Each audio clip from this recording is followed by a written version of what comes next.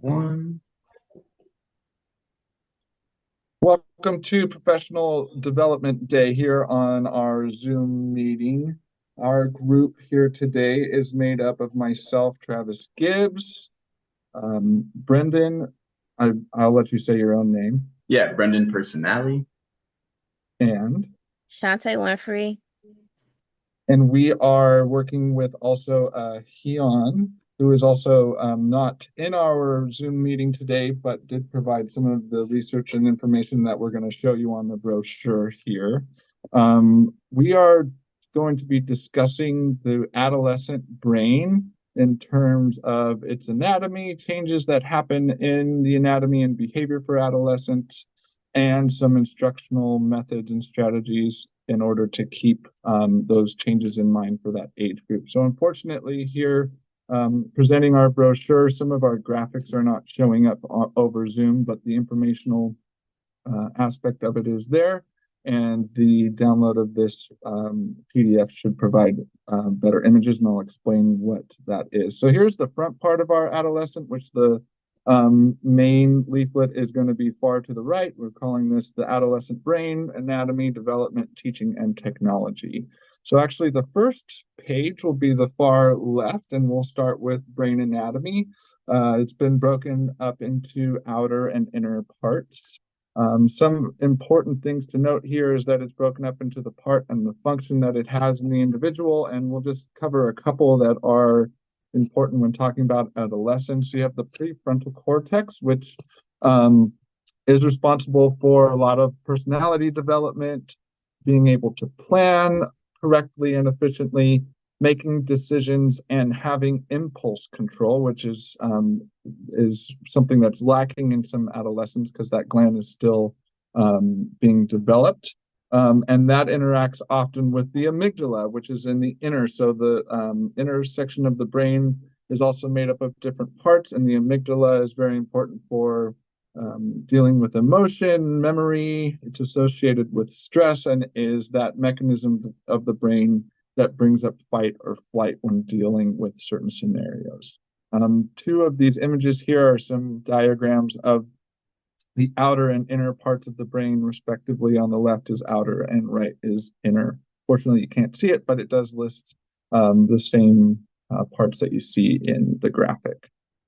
So some of the things that change in adolescence is actual parts of their brain. Some of the major things to keep in mind is that the limbic system, which is actually consists of the amygdala, is working in full time. It's working very well, and it has an infusion of activity, but the prefrontal cortex is not acting and reacting in the way that it would if they were a mature adult. And this actually causes some different behavior changes in adolescents compared to adults or infants or children. Adolescents experience more emotional stimulation and they have less cortical managing and control than adults. And that's because the emotions that they're experiencing are being generated by the amygdala, while the management of those decisions is happening in the prefrontal cortex, which is still not developed in adolescence. Some ways to interact with adolescents and some things to keep in mind when educating adolescents is one thing to focus on is building self-awareness, and that's defined as emotional regulation, decision making, and learning outcomes.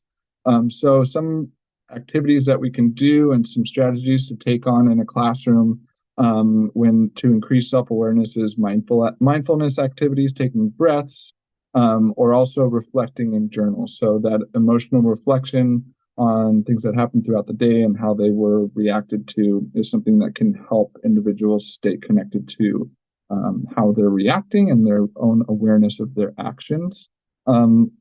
Another thing to think of and methods for helping students regulate their own brains is to set up some goal settings in order to have self-monitoring. So if setting up some incentives with some actual goals that can help chunk the activities for the individual so that they can reflect on how they have been doing and more often than if they did it over long breaks, and integrating some cognitive behavioral strategies.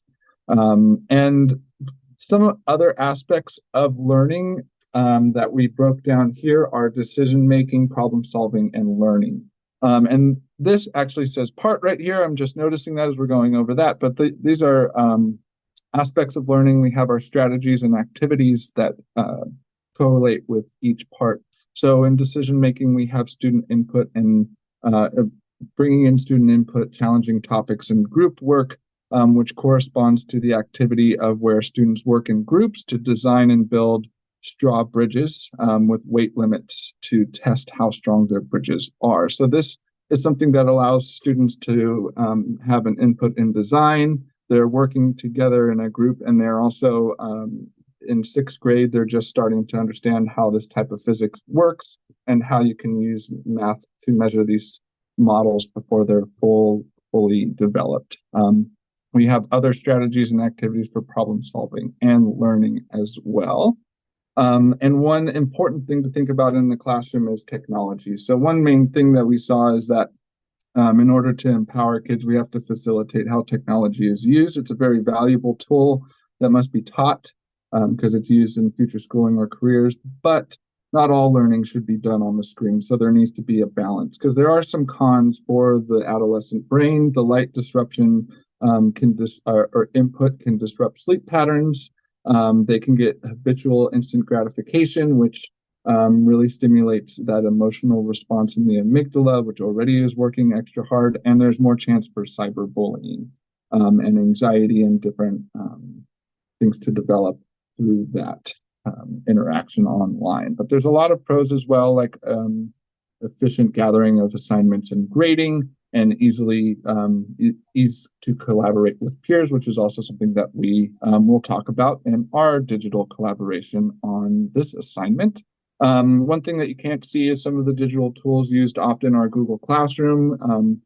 A lot of classrooms are using Google Classroom just to have access to everything in one place rather than having free loose paper. And then Prodigy, which is a really awesome math game, which is something that can interact with all three of these aspects of learning.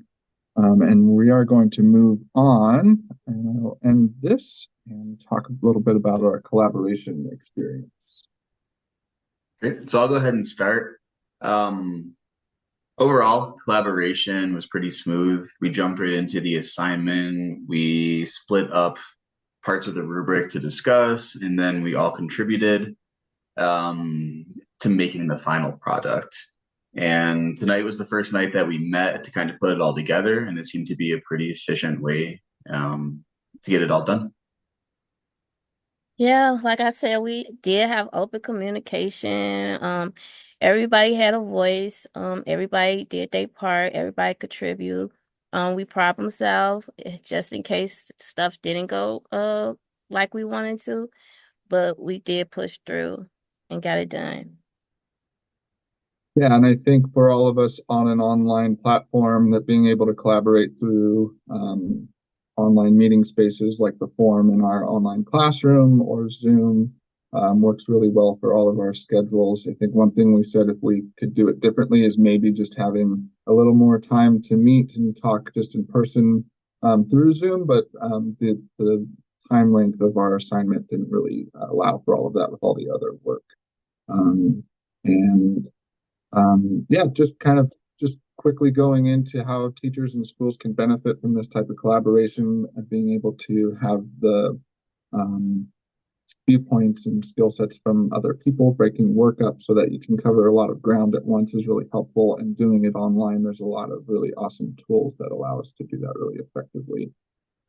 So yeah, our collaboration efforts were successful, I think. I agree. Agreed. Agreed. All right. Well, Thank you, thank you, guys. everybody. I guess moving out of what time did that look like? Brendan, does